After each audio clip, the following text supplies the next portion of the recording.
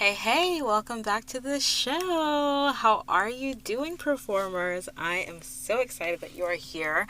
As you might have noticed, the show is going through some transitioning. I've been talking about this for a while. It's a slow transition, okay? It's a slow crawl, but we are getting to the finish line soon enough, God willing. Okay, so one of the changes is that the name of the show is going to be Creatively Performing Arts Podcast. This is something that I have. It's been a work. It's been a work in progress. Is that what the word is? Yes, it's been a work in progress.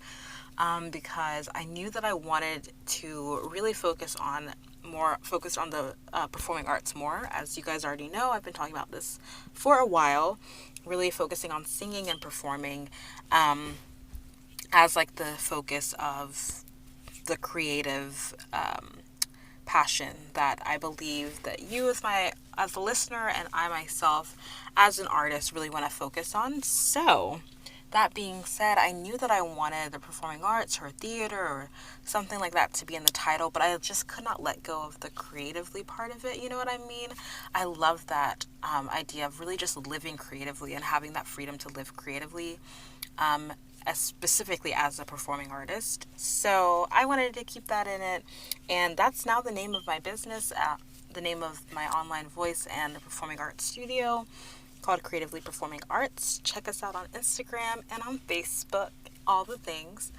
And so I was like, well, I might as well just change the podcast to that too. And the podcast community that I'm in was really supportive and helpful and like helping me kind of navigate that. And I really like the name, so I think that's what we're gonna do. Creatively Performing Arts Podcast. Let me know what you think of the name change, okay?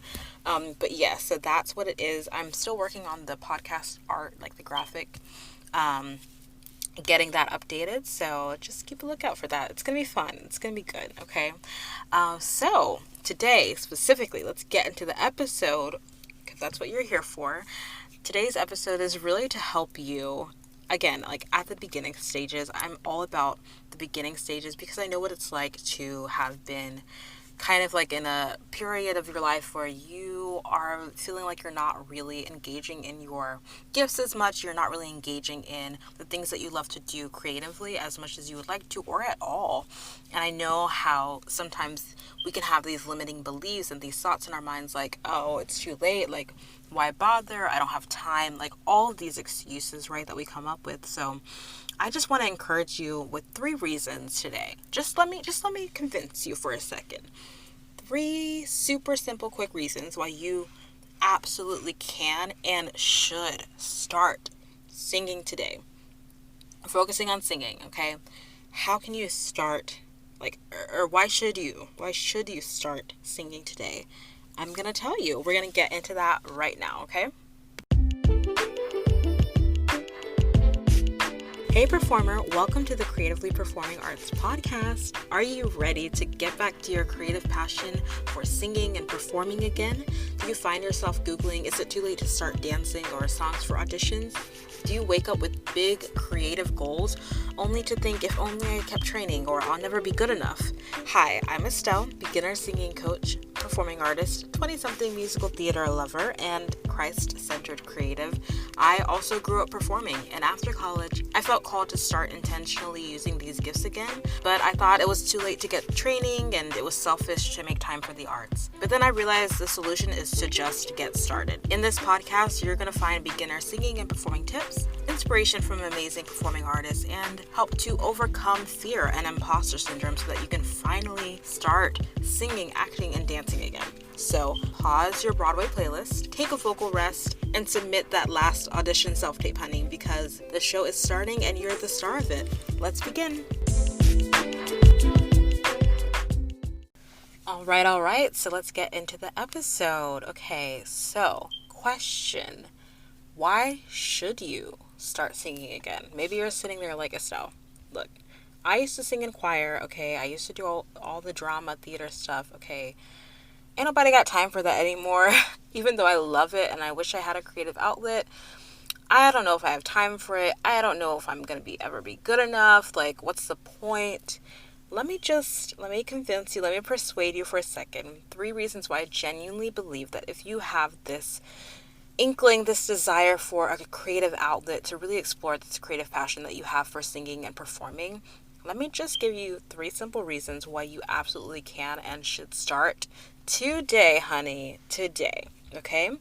So, by the end of this episode, I believe you'll know for sure if this is exactly what you ought to do, if this is really what why you really want to start. I think you'll know for sure by the end of this episode, okay? So, why should you start singing again? Number one is if you used to sing and you loved doing it. Very simple. You guys know I like to try to keep it simple. I try to. I hope I do. Let me know if I do. Um, but if you used to sing, you used to perform, and you loved it, you loved singing in church choir, you loved singing in school choir and musicals, you loved learning new songs, learning music, and engaging in music, then that's something that you already have the ability to do, right? You've already learned, how to learn a new song, right? You already know how to tell a story through music. Your favorite songs. You have this background. You already have some muscle memory for how to sing some songs that you sung before in choir, and maybe if you ever took voice lessons in the past, or if you just, I don't know, sang a little bit growing up, right? Even if it was just a little bit, you have some sort of background, right? You have something. That means that if you used to do it and you love doing it, it's a part of who you are. It's a part of you as a whole person. And if you still have that desire to do it, to explore it, then it's still there, right? It's still there for you. So why not explore that part of who you are? Why not grow that part of who you are? Why not develop that part of who you are? When it's something that you used to do and you loved it, It's not just something, oh yeah, it was cool, like it was whatever. Okay, fine. Sure. You probably don't even have a desire to pick it up again. That's fine. But if it was something that you really loved, like love, like that's deep, right? So really think about, like, is this something that is a part of me, right? Then that means that this is something that I could really invest in, I could really grow in, and it's only just going to make you more certain of who you are, more sure of yourself, because you're embracing every part of yourself, right? Including that beautiful creative passion that you have. So if you used to sing and you loved doing it, that is the one reason. That's one reason why you should absolutely start again, right? Absolutely start again. It's not too late. So that's the first reason. The second reason that I believe you should start singing again, if you have this inkling, this desire, this creative passion, right? You find yourself singing in the car, singing in the shower 24/7, but you're kind of scared to actually do anything about it. Let me give you another reason why you should start. Number 2 is that there is room for growth. There is room for growth. So why not start now, right? There is always room to grow, to get better. You might think, oh, okay, I haven't been in a choir. I haven't, been to a voice lesson ever, maybe at all. Maybe you never took a private voice lesson, or maybe you have never, or it's been a while since you've gotten any training or really worked on your voice or really thought about, intentionally singing for an audition or for a performance or whatever it is. You know, it can be, I understand, like there will be limiting thoughts. You will be like, I don't know, like, am I ever going to get better? Like, am I going to grow? Like, is there a point to this? Am I going to get better? Am I going to be the next Beyonce, right? Okay, slow down, right? Let's not think about, like, oh, what's the outcome? Think about the fact that there is room for growth. There is room for growth, and growth in and of itself is a beautiful reason, right, for doing anything, is that you will grow, and you will absolutely grow as a singer vocally if you put in the time and the work, if you put in the effort, if you put in the intentionality. There will be growth, right? Even if it's just focusing on one song at a time. And I've broken down, like, working on songs and building confidence and stuff like that in other episodes. I will definitely talk about this more, but there is always room for growth. And I'm going to read you a little bit of this article from Penn State University. They had an article titled "Probing Question: Can Anyone Be Taught How to Sing?" And now I'm assuming that if you have, been singing before in the past, You probably know that you have a good voice, or that you have a decent voice, or that you have some ability to sing. But I just want to remind you that, and this article talks about this, right? About how everyone technically can learn to sing. Like everyone can learn to use a singing voice. There is the professor of music education, I believe at Penn State. They're quoted here as saying, the quality of the voice is dependent on many factors. However, barring a physical vocal disability, anyone can learn to sing well enough to sing basic songs, end quote. So that's just like a little side note. Maybe we can get into that deeper in another episode of like, can anyone learn to sing? How can anyone learn to sing, etc., etc.? That's something that I'm like constantly, like I definitely want to do more research in. I'm constantly looking to understand the voice more and more, so I can't wait to share more of what I'm learning. But all that to say is that there is always room for growth, right? Anyone, especially if you grew up singing, right? It's a lot easier to teach children things like singing and skills like singing and playing instruments, right? Because they're you're still growing, you're still in those early developmental stages, right? So obviously, definitely if you started singing when you're growing up, you already have that in you, right? You already have that.